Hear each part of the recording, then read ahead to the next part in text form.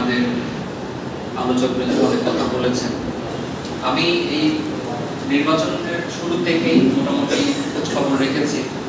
আমাদের প্রধান নির্বাচন কমিশনার শিয়াবুল সাহেবের সাথে আমার সাথে নিয়মিত কথা হতো এবং আমি দেখেছি যে অত্যন্ত সুন্দরভাবে এবং সুষ্ঠু ব্যবস্থাপনার মধ্য দিয়ে আমাদের এই নির্বাচনটি সম্পন্ন হয়েছে।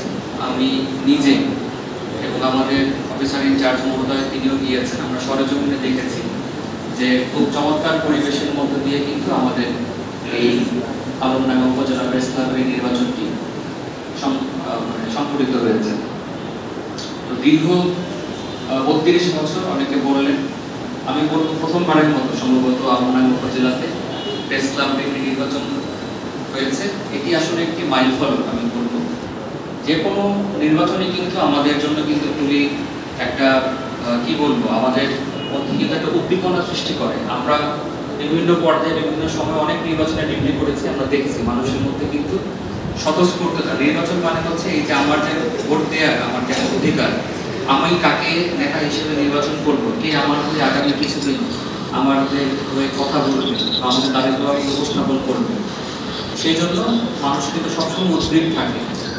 আমরা দেখেছি তো পূর্বে দীর্ঘ 15 বছর আমরা এক রকমের মিডিয়া দেখেছি, আবার একই সাথে আমরা বিগত বছরের আমরা জুলাই আগস্টের কথা যদি আমরা চিন্তা করি, যখন একটা সময় এরকম হয়ে গিয়েছিল যে ইন্টারনেট বন্ধ হয়ে গিয়েছিল, লাইভ সম্প্রচার চলছিল না, তারপরে কিন্তু আমাদের এই সাংবাদিক ভাইয়েরা তারা কিন্তু জীবন বাঁচিয়ে রেখে আমরা কিন্তু দেখেছি যে তারা কিভাবে কাজ করেছে। তারা যদি আন্দোলনের বিষয়গুলো তারা যদি মিডিয়াতে তুলে না ধরতো, তারা যদি জীবন বাঁচিয়ে রেখে কাজ না করতো, তাহলে কিন্তু আমরা আমাদের এই কাঙ্ক্ষিত যে সাফল্য, যে গণঅভ্যুত্থান, সেটি কিন্তু আমরা সফলতার মধ্যে দেখতে পারতাম না।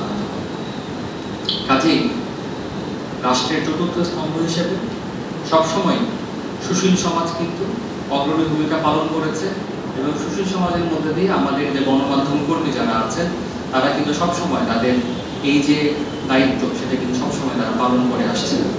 খুব অতি সম্প্রতি আমরা দেখতে পাচ্ছি বিভিন্ন জায়গাতে তাদের উপর হামলা হচ্ছে, তাদের উপর নির্যাতন হচ্ছে। আমরা সবসময় এই ধরনের কর্মকাণ্ডের আমরা নিন্দা জানাই। আমরা চাই সংবাদ মাধ্যম বা গণমাধ্যম থাকবে স্বাধীন, সে যেই হোক, যে কোনো ব্যাপারে তারা কোনো রকমের বাধা বিঘ্ন উপেক্ষা করে তারা সঠিক সংবাদটি, সুষ্ঠু সংবাদটি আমাদের মাঝে উপস্থাপন করবে এবং সেই লক্ষ্যে আমি মনে করি আলমডাঙ্গা উপজেলা প্রেস ক্লাবের এই যে নির্বাচনটি, এটি একটি মাইলফলক হয়ে থাকবে এবং ভবিষ্যতে যদি এই ধারাটি বজায় থাকে, আমার মনে হয় আমাদের সংবাদকর্মীদের মধ্যে, আমাদের আলমডাঙ্গা উপজেলাতে আমাদের যারা আছেন তাদের মধ্যে কিন্তু একটি উদ্দীপনা কাজ করবে এবং আরো ভালোভাবে কাজ করার জন্য তারা কিন্তু উৎসাহী হবে। আমরাও প্রশাসনের পক্ষ থেকে আমরা সবসময় এ ধরনের কাজের সাথে যারা জড়িত থাকে এবং সংবাদকর্মীদের সাথে আমরা সবসময় আমাদের সাথে যোগাযোগ থাকে এবং আমরা চাই তারা সঠিক খবরটি তারা আমাদের মাঝে তুলে ধরুক। আমাদের অনেক সমস্যা আছে, অনেক সমস্যা তারা নিয়মিত তুলে ধরেন। সব সমস্যাকে আমরা 100% সমাধান করতে পারি, সমাধান করতে পারবো তা নয়, তবে আমাদের চেষ্টা থাকবে বা চেষ্টা থাকে সবসময় যখন যেখানে আমরা কোনো একটা সমস্যা দেখি বা কোনো একটা বিষয়ে আমাদের কাছে তুলে ধরা হয় যে এটি কীভাবে সমাধান করা যায়, আমরা কিন্তু সবসময় চেষ্টা করি আমাদের জায়গা থেকে পদক্ষেপ নেওয়ার জন্য। তা আমি চাইবো এই নির্বাচনটাকে একটি মাইলফলক হিসেবে ধরে ভবিষ্যতে আমরা আলমডাঙ্গা উপজেলাকে যারা অন্যান্য উপজেলা ইভেন জেলা পর্যায়েও যেন তারা রোল মডেল হিসেবে যাতে গ্রহণ করে এবং প্রতিটি পর্যায়ে নেতৃবৃন্দ, আমাদের এখানে অনেক প্রজ্ঞাবান এবং বিজ্ঞ রাজনৈতিক নেতৃবৃন্দ উপস্থিত আছেন, উপজেলা পর্যায়ের আছেন, জেলা পর্যায়ের আছেন, সকলকে আমি আহ্বান জানাবো তারা যেন আমাদের এই সংবাদকর্মী যারা আছেন, গণমাধ্যম কর্মীদের যাতে সাহায্য করেন এবং তাদেরকে উৎসাহ প্রদান করেন যেন তারা সঠিক সংবাদটি তারা যাতে তুলে ধরতে পারেন, তারা যাতে আরো ওতপ্রোতভাবে বিভিন্ন রাজনৈতিক দলের সাথে, আমাদের প্রশাসনের সাথে, আইন শৃঙ্খলা বাহিনীর সাথে তারা যেন মিলেমিশে যাতে আমরা একটা টিম হিসেবে যেন আমরা কাজ করতে পারি। ভবিষ্যতে একটি সুন্দর সুশৃঙ্খল আলমডাঙ্গা গড়ে তোলার ক্ষেত্রে আমার মনে হয় এটি একটি বড় একটি পদক্ষেপ হিসেবে প্রগণিত হবে। আমি সবাইকে আবারও ধন্যবাদ জানাচ্ছি। অত্যন্ত চমৎকার একটি আয়োজন করেছেন আপনারা এবং যারা উপস্থিত হয়েছে তাদেরকেও ধন্যবাদ জানাচ্ছি যে আপনারা এখানে উপস্থিত হয়ে সবাইকে উৎসাহ প্রদান করেছেন এবং আপনাদের এই সাফল্যের ধারা এবং আপনাদের উৎসাহের ধারা ভবিষ্যতে বজায় থাকবে এই আশাবাদ ব্যক্ত করে আমার বক্তব্য আমি এখানে শেষ করছি। ধন্যবাদ। করেছেন তাদেরকে, এবং তাদের কারণেই আমরা বলতে পারি যে আলমডাঙ্গার মতো এই জায়গায় এই ছোট্ট প্রেস ক্লাব, সেখানে একটি হাড্ডাহাড্ডি লড়াইয়ের মাধ্যমে নতুন একটা দিগন্ত উন্মোচন হয়েছে। সেটা পথ দেখিয়েছেন আমাদের জুলাই বিপ্লবের যারা ফাইটার, তারা।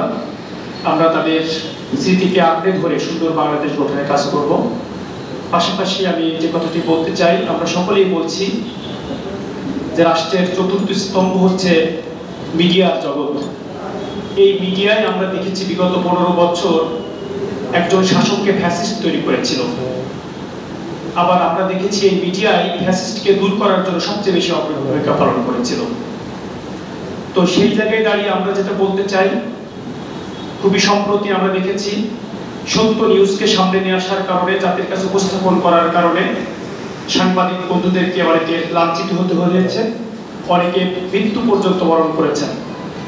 আমরা বলতে চাই সেটা হচ্ছে রাষ্ট্রের যদি চতুর্থ স্তম্ভ এটি হয়ে থাকে, তাহলে রাষ্ট্রের বাকি যে 3টি স্তম্ভ, আইন বিভাগ, বিচার বিভাগ, শাসন বিভাগ, এই বিভাগের যারা নেতৃত্ব দেন তাদেরকে যেভাবে রাষ্ট্র তাদের সিকিউরিটির ব্যবস্থা করেন, নিরাপত্তার ব্যবস্থা করেন, তাদের সবকিছু দেখভাল করেন, আমরা রাষ্ট্রের কাছে আবেদন করতে চাই চতুর্থ স্তম্ভের যারা সৈনিক তাদেরকেও সেইভাবে নিরাপত্তা দিতে হবে।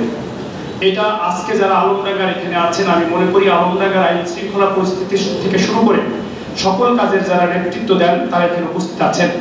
আমরা বলতে চাই আমাদের সাংবাদিক বন্ধুদের সততার সাথে কাজ করার ক্ষেত্রে যে সাপোর্ট লাগে, যে নিরাপত্তা লাগে, সেই নিরাপত্তা এবং সেই সাপোর্ট আজকে আমাদের এই রাষ্ট্রের যারা দায়িত্ব পালন করছে তাদেরকে এটা নিশ্চিত করতে হবে। পাশাপাশি আমরা সামাজিক বিভিন্ন কাজের সাথে সম্পৃক্ত যারা আছি, সুধীজন যারা আছি, রাজনৈতিক নেতৃবৃন্দ আছি, তারাও গায়ে এগিয়ে যেতে পারি না। কারণ আমরা জানি যারা সমাজে এই জাতীয় খারাপ কাজের সাথে সম্পৃক্ত হয়ে যায় তারা কারো না কারো প্রশ্রয়ের মাধ্যমে হয়ে যায়। এই প্রশ্রয় দেওয়া থেকে আমাদেরকে বিরত থাকতে হবে, কথায় নাই কাজের মাধ্যমে। এই জন্য যারা রাজনৈতিক নেতৃবৃন্দ আছেন তাদের প্রতি আমাদের আহ্বান থাকবে, সকল প্রকার খারাপ কাজকে আমরা অ্যাভয়েড করব, এবং যারা এই খারাপ কাজের সাথে সম্পৃক্ত থাকবে তাদেরকে আমরা কখনোই প্রশ্রয় দিব না, এইটা আমাদেরকে নিশ্চিত করতে হবে। এই জন্য সম্মানিত উপস্থিতি, আজকের এই নতুন যে দ্বার উন্মোচিত হয়েছে আলমডাঙ্গা উপজেলা প্রেস ক্লাবের, সেটা সামনের দিকে অব্যাহত থাকবে। এখানে যেন তাদের গঠনতন্ত্র অনুযায়ী নিয়মিত নির্বাচনের মাধ্যমেই এখানে গণতান্ত্রিক যে পরিবেশ সেটা যেন বজায় থাকে, এবং একে অপরের সাথে ভ্রাতৃত্বপূর্ণ পরিবেশ সেটা যেন বজায় থাকে, সেই আহ্বান আমাদের থাকবে। আজকে যেহেতু শপথ গ্রহণ অনুষ্ঠান, আমরা বিশ্বাস করি আজকে আমাদের নতুন দায়িত্বশীল যারা শপথ নেবেন, এই শপথকে যেন শুধুমাত্র আক্ষরিক অর্থে নয়, বরঞ্চ এটাকে আমার জীবনের একটা শপথ, এবং প্রত্যেকটা শপথের ব্যাপারেই কিন্তু সৃষ্টিকর্তার কাছে আমাদেরকে জবাবদিহিতা করতে হবে। যে যে জায়গায় থেকে কাজ করি সেখান থেকে সেটা আমাদেরকে স্মরণ রেখে আমরা কাজ করব। সাংবাদিক বন্ধুগণ, সত্যকে সত্য, মিথ্যাকে মিথ্যা, কালোকে কালো, সাদাকে সাদা, এভাবে উপস্থাপন করার মাধ্যমে আমরা আমাদের দেশকে, জাতিকে সুন্দর দিকে নিয়ে যেতে পারি। বিশেষ করে আলমডাঙ্গার ক্ষেত্রে আমরা বলতে চাই, আলমডাঙ্গার যে সমস্যাগুলো আছে সেগুলো আমাদের সাংবাদিক বন্ধুদের মাধ্যমেই ফুটে উঠবে আমাদের কাছে। আমাদের প্রশাসনের দৃষ্টিগোচর হবে, সেগুলো রাষ্ট্রের দৃষ্টিগোচর হবে, এবং তার মাধ্যমে আমরা আমাদের আলমডাঙ্গাকে সামনের দিকে এগিয়ে নিয়ে যাব। আজকের এই কমিটির সার্বিক উন্নতি কামনা করে, সামনের দিনগুলো তাদের মসৃণ হোক সেটা প্রত্যাশা করে, জাতির জাগ্রত বিবেক এবং দর্পণ হিসেবে তারা তাদের দায়িত্ব সঠিকভাবে পালন করবে সেই প্রত্যাশা ব্যক্ত করে সবাইকে ধন্যবাদ জানিয়ে আমার কথা শেষ করছি। আসসালামু আলাইকুম ওয়া রাহমাতুল্লাহি ওয়া বারাকাতুহু। আমি পিতা, যাকে আলমডাঙ্গা উপজেলা প্রেস ক্লাবের দ্বিবার্ষিক নির্বাচন 2025-এ নির্বাচিত করা হয়েছে, আল্লাহকে সাক্ষী রেখে ওয়াদা করছি যে পরিপূর্ণ আমানতদারির সঙ্গে আলমডাঙ্গা উপজেলা প্রেস ক্লাবের দায়িত্ব পালন করব। যেটা আপনার নির্বাচিত হয়েছেন সেই নামটা বলবেন। আচ্ছা, 2, আলমডাঙ্গা উপজেলা প্রেস ক্লাবের গঠনতন্ত্র ও নিয়ম নীতি মেনে চলব। 3, আলমডাঙ্গা উপজেলা প্রেস ক্লাবের সার্বিক উন্নয়নে যথাযথ ভূমিকা পালন করব। 4 আলমডাঙ্গা উপজেলা প্রেস ক্লাবের ঐক্য বিনষ্ট হয় এমন কাজ পরিহার করব। আল্লাহ আমাকে এই ওয়াদা পালনের তৌফিক দিন, আমিন। আপনারা স্বাক্ষর করে শপথনামাগুলো সমাপ্ত।